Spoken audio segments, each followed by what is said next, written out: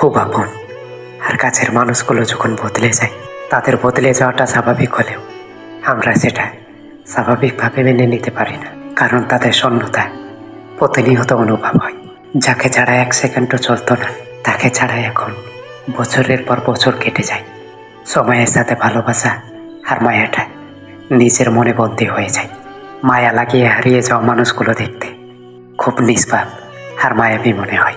ভালো তো সবাই থাকতে চায়, কিন্তু ভাগ্যটা সবাইকে সেই সুযোগ দেয় না। তাই একাকিত্ব উপভোগ করতে শিখুন। পৃথিবীতে সবচেয়ে সুখী ব্যক্তিদের তালিকায় আপনিও থাকবেন। লাইফে একা থাকা ভালো, কারণ একা থাকলে না কারোর জন্য অপেক্ষা আর না কারো কাছে অপমানিত হতে হয়।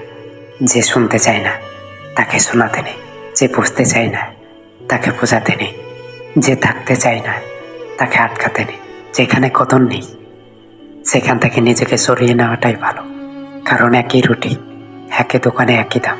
ট্রেনে দেখুন আর ট্রেনের তুলনায় বিমানে দেখুন।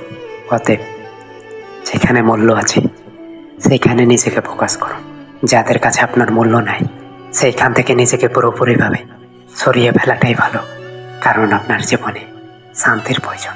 তাই এর জন্য নিজেকে কখনো দোষী মনে করবেন না।